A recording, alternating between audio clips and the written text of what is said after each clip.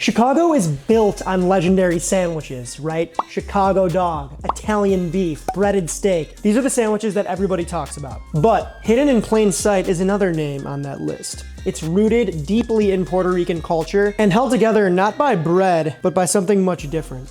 But before we get going and before we try to make one here at the crib, we gotta get our information straight from the source. Specifically from the restaurant and family that invented the sandwich, started the revolution, and brought it to Chicago. Vámonos. Our story begins in 1996 in the Chicago neighborhood of Humboldt Park, when one man introduced the Jibarito at his restaurant, Borinquen. Instead of bread, he used fried green plantains smashed lengthwise. While other plantain sandwiches exist throughout Central and South America and the Caribbean, the Jibarito is distinct for the way the plantain is pressed into long slabs instead of tostones, and for its specific toppings that make it uniquely Chicago. And all this happened in a neighborhood that's home to one of the largest Puerto Rican communities in the mainland US. And for many, it's more than just a meal, right? The Jibarito is a marker of identity, a way of saying Puerto Rican pride belongs in Chicago's food story just as much as an Italian beef or a Chicago dog. Though Borinquen once had several locations, today only one remains on the city's north side. It's still run by the Figueroa family, who welcomed me into their kitchen and showed me how to make an original Jibarito. My name is Gabby Figueroa. I am co-owner here at Borinquen with my father, Angel Figueroa. So I guess maybe we just start with the story of the Jibarito. It's a Chicago thing, but it's also kind of not, but it is. My uncle, Peter Figueroa, he started it, making it for my grandfather, actually. He read it in a newspaper in Puerto Rico, and they talked about a plantain sandwich. He took the idea and Americanized it, you know, put like what you would put on a burger almost. It was the lettuce, the tomato, the mayonnaise, the cheese. You know, it's not typical what we would use in Puerto Rico on a sandwich. And he used the plantain, flattened it, made it for my grandfather. Grandfather loved it and would make it for him all the time. He pushed him to kind of start selling it, and yeah, it took off from there. Again, it was something he would just make for my grandfather. He hadn't named it, he wasn't selling it yet, and then my uncle opened a restaurant and he was like, why don't you put this on the menu? Like it's good, you know? The rest is history. Yeah, literally, yeah. What does the name mean? The actual definition for it is hillbilly. So it's just the hillbilly sandwich. I'm not sure where my uncle got that. We've asked him in the past. I don't know, maybe the story has changed. How does it feel being a torch holder for the Puerto Rican community here in Chicago?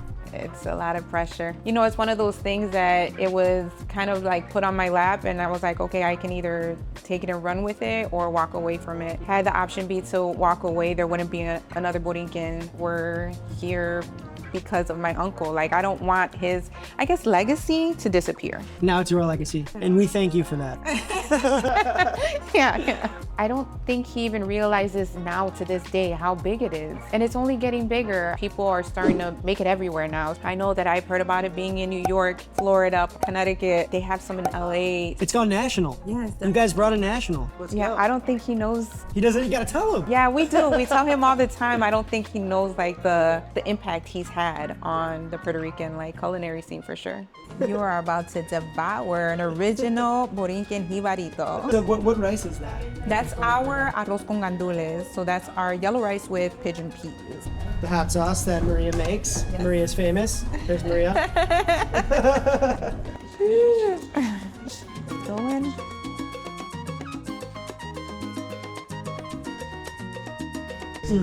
And that steak is very flavorful. Yeah, thank you. Thank you. We've thought about, you know, maybe switching it up or doing something different. And we had a customer that came in and was like, why change something that's not broken? And I was like, oh, you're right. Like, we should just always keep it original. He's like, yeah, like, don't change anything. 21 years at this location, right? At this location, yeah.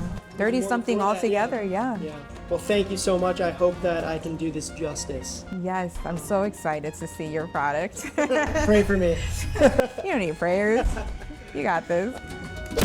All right, so now that we got some context in how to make a Jibarito, let's head back to the crib and see if I can make one.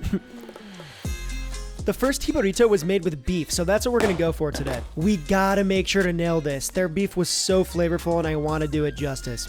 I just wanted to mention these couple ingredients here. We have adobo and Saison, both dry seasonings, but they're different. Sofrito is a flavor base, and different countries have different sofritos depending on the dish and the region, etc. Full transparency, I picked this up from the Puerto Rican grocery store, but I'll leave a recipe for you in the description. Medium-high heat, big ol' pan pot, a little neutral oil. Now we're gonna add our sofrito, garlic, We're gonna go on with half of our beef here. We're gonna hit it with just a little Saison just for seasoning. This has a lot of salt in it. We're just going for a slight sear here, just a little bit of browning for that Maillard darker flavor, you know? You don't have to go crazy here. And if you have a lot of beef like I'm making today, do it in batches. An onion, sliced thin. A little more adobo just for seasoning. Now we're just gonna cover with some agua and vinegar, just white vinegar. It's gonna help tenderize the beef. Again, just a little more Saison for seasoning. Now you're just gonna pop this on a low flame and simmer it until the beef is tender. Could take 1-2 hours. Okay, so yes, this is a Jibarito video, but I really wanted to make the full dish. So now we're gonna attempt Arroz con Gandules, which is actually Puerto Rico's national rice dish. Pot, saute pot pan, saucier technically. We're gonna go with some light olive oil, about, you know, a lot probably. Just coat the bottom of the pan pot. In with our sofrito. Just gonna cook that down a bit. Then we're gonna run the tomato sauce. Straight from the can, Goya. A little bit of our adobo. Dual Saison packets. This is with the achiote, which is gonna give it that beautiful orange color. Again, a lot of salt in this stuff, so we'll taste for seasoning at the end.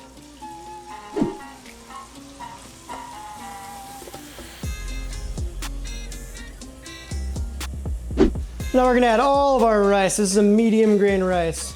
Be sure to coat it in the tomato sauce. We want every little kernel coated with red and orange. You're gonna add your chicken stock. This can also totally be water. And we're gonna add that so you got about a fingertip of water just above the rice, right? About that much. Oh, you can see it perfectly. My grandma taught me that trick. It always works. You can buy pigeon peas when they're young and green or when they're dry and brown like this. We're gonna use the brown ones.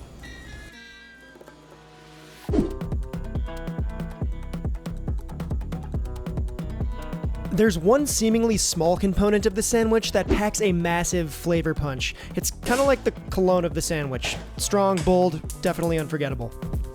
Garlic oil. It really is as simple as it sounds. A little bit of garlic, or a lot. Maybe just a little pinch of salt to help that blend up. And then neutral oil. As much oil as you want garlic oil.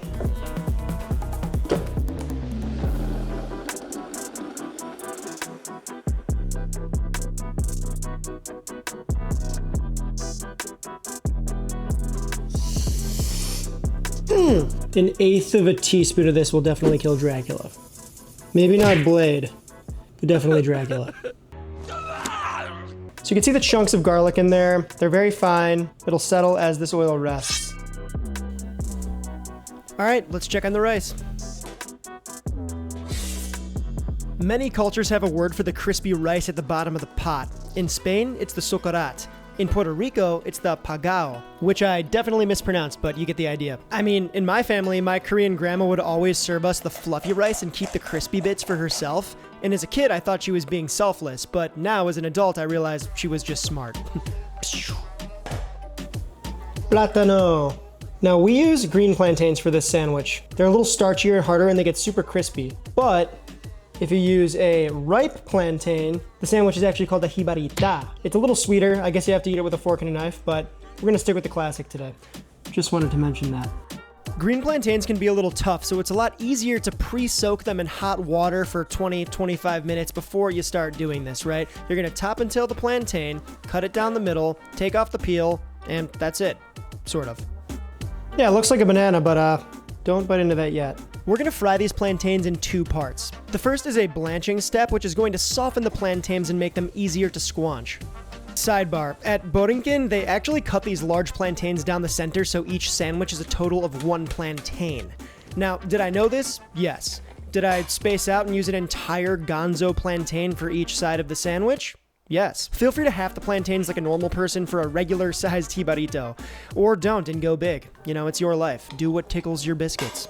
Beautiful. Look at that big boy. Part 2 of the fry is to ensure that our plantain is extra crispy. We want this thing to be nice and golden brown because, well, it needs to hold up to the ingredients, the mayo, all that stuff in the jibarito. Maybe just a dash kosher salt. Can't hurt. Okay, so our beef has been simmering and is super, super tender. You want it to be soft enough so you can bite through it, but not fall apart completely. I mean, look how tender that is. Whoop. So soft. All right, we got all of our jibarito ingredients ready to rumble. It's TTB. So we're gonna do this more or less sort of like they did at the restaurant. Down with our plantain. We got some good old American cheese. Let's ride. Then our tomato, very thin tomato. Maybe just a pinch of Sazon. We're gonna go on with our beef and a little bit of that onion as well. Our iceberg lettuce. Now I'm gonna glob some mayo on that top piece here. Really try to spread it around. I want a fair amount of mayo. Sloppitize that, John. And we close it up.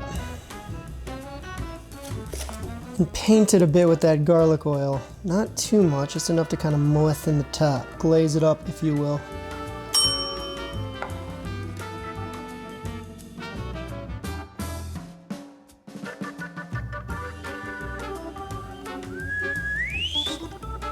Oh yeah. Salud. That tastes pretty similar. I mean, it's so important to get that beef super tender because you need to be able to kind of just bite through this thing. It's already a pretty messy sandwich, but if it's tender, look, we can bite right through it. We gotta hit it with some of Maria's finest. Stuff's so good, it's like a vinegar punch. It's really nice. Can't forget about the rice. These pigeon peas are awesome. It's just like, that Sazon just kind of gives it that punch of MSG too. This is a rib-sticking working man's meal. This will keep you full for a long time. I'm gonna eat the whole sandwich. Like I should. Relax, all right? Oh, and it should be known that you don't just have to make a steak jibarito, even though it's like the most arguably like popular. I don't know if people really like lechon. I've seen fried shrimp, I've seen fried fish, sort of like a chicken version. You can throw whatever toppings you want on it. You can put jalapenos on there, you can give it some spice, you can add stuff to the mayonnaise, make a flavored mayonnaise. But yeah, man, get creative, make it your own. Gosh dang, brother. You got Puerto Rican culture, you got American culture. Chicago, a city in the middle of the country. Doesn't get more American than that. You got people bringing their own flavors to the city. This is American food in a nutshell, and it's beautiful. This is just another prime example of how immigrants came to this city and made it what it is today. A diverse, beautiful, and delicious place to live. Yeah. Man, I'm getting emo over here. The sandwich is making me emo. Massive hugs to Gabby and the whole team over at the restaurant. You guys were great. Thanks for letting me in and showing me around. Shout out to all the other restaurants that make jibaritos in Chicago. There's a ton of different places that make great jibaritos. Go ahead and name your favorite neighborhood spot in the comments if you got one. Also, Gabby's got a few plugs. We are shouting out Buongiornos. It's on Wabash, Me and My States of Cuba, Omarcitos. Those are all my homies. Go check them out. You already know the drill. If you're new to the channel, sub to the channel. If you like the video, give the video a like ski. Come introduce yourself in the Discord if you love to cook and want to win cool prizes. The best way to support the channel is to cop a shirt, cop some merch. We also got a hat, and or support the grocery fund on Patreon. That's all I got for you today. Thank you so much for watching until the end here and hanging out with me. So yeah, until next we meet. Hasta luego.